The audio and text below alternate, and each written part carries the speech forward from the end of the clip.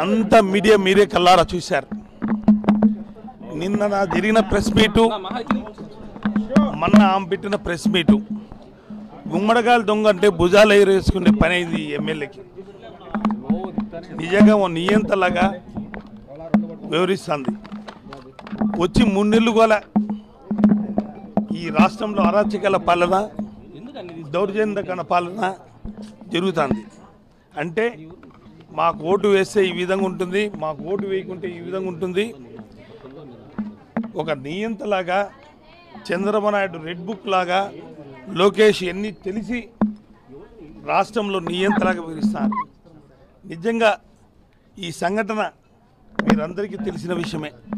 కూతవేటలో ఒక 300 మీటర్ల police station ఉంది. 300 మీటర్ల పోలీస్ స్టేషన్లో ఉన్నా కానీ ఇక్కడ ఇంత అరచంగా మా ఇంటి దగ్గరకు వచ్చి చేశారంటే ఎవరు లేని టైంలో పోలీస్ వ్యవస్థ ఏం చేస్తుంది? ఈ ప్రభుత్వం లాండర్ ఉందా? ఈ ప్రభుత్వంలో మనుషుల్ని చంపేది నరికేదే కాకుండా మనుషుల్ని కూడా హరాస్మెంట్ చేసే విధంగా ఈరోజు చేయడం దారుణం. నిన్న ముఖాముఖి కూడా మాట్లాడే దాంట్లో అమ్మానేమన్న సంభోషణ తప్ప ఆర్థిక పరిస్థితులు కానీ అన్నీ చూసుకోవాలి. చెత్తకి నిజంగా ఈరోజు నెల్లూరు కార్పొరేషన్లో మున్సిపల్ మినిస్టర్ నారాయణ కూడా క్లాప్ ప్రోగ్రామ్ని పూర్తిగా ఎత్తేసడం జరిగింది. కడప నగరంలో ఈరోజు కూడా 30 ఏళ్ళుగా ప్రజలకి సర్వీస్ చేస్తున్నాం. ఇంతవరకు స్థానిక సమస్యల ద్వారా నేను ప్రజాప్రతినిధిగా ఉన్నా. సర్పంచ్గా 10 ఏళ్ళు, 5 ఏళ్ళు జిల్లా పరిషత్ చైర్మన్గా, మేయర్గా 10 ఏళ్ళు ఉంటూ ప్రజలకు సర్వీస్ చేసే విధానంలో ఎక్కడలో ఎటువంటి లోపాలు మేము చేయలేదు. ఇప్పటికీ 73 వెహికల్స్, మా కార్పొరేషన్ వెహికల్స్, 570 మంది స్టాఫ్తో నిత్యం కడప నగరంలో ఎప్పుడు క్లీన్ అండ్ గ్రీన్గా ఉంచే మేము మాజీ ముఖ్యమంత్రులు క్లాప్ ప్రోగ్రాం పెట్టినా కానీ ఆ ప్రోగ్రాంని చెత్త నా కొడుకు, చెత్త ముఖ్యమంత్రి, చెత్తకు పన్ను వసూలు చేస్తానని అన్నా కూడా ఈరోజు 3 నెలల నుంచి క్లాప్ ప్రోగ్రాం మేము ఆటోలు తిప్పుతూ ఆర్థిక పరిస్థితుల విధానాలు చూసుకోవాలి.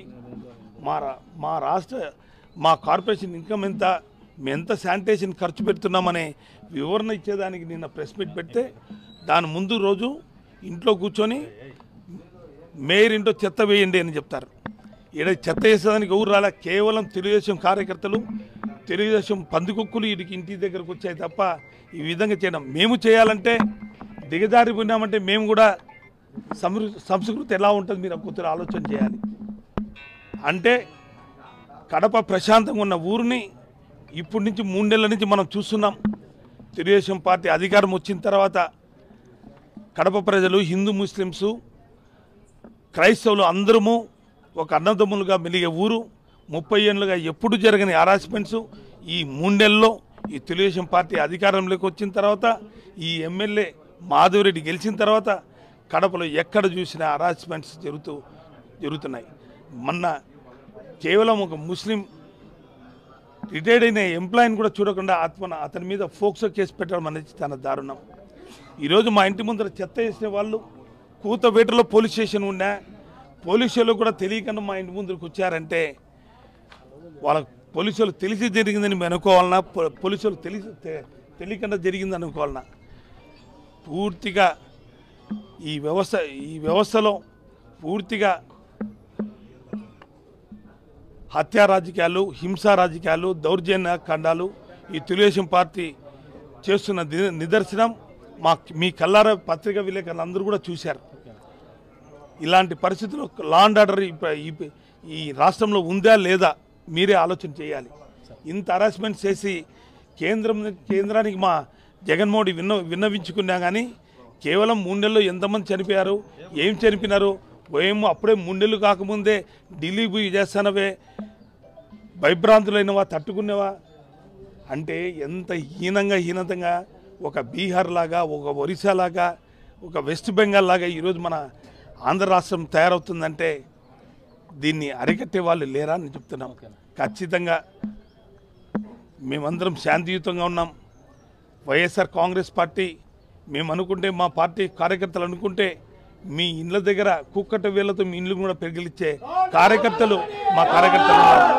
కానీ ప్రజాస్వామ్యంలో ఉన్నాం. ఎంతటికైనా మంచి చెడు అనే ఆలోచన చేసే మా నాయకుడు జగన్మోహన్ రెడ్డి గారి అడుగుజాడల్లో మేము నడుస్తున్నాం. అరాచకం చేయాలంటే మాకు తట్టుకోలేరు. మీరు ఏదో బయట ఊర్ల నుంచి జనాలు తీసుకొచ్చి చేస్తున్నారు. ఈ చేసిన వాళ్ళని ఇమ్మీడియట్గా అరెస్ట్ చేయాలని, వాళ్ళ మీద మా ఇంటి ముందర చేసిన హరాస్మెంట్స్కి ఖచ్చితంగా వాళ్ళని అరెస్ట్ చేసేందుకు మేము వదిలిపెట్టమని, అంతవరకు పోలీస్ స్టేషన్ కాడ మేము ధర్నా చేస్తామని కూడా మేము తెలియజేస్తాం.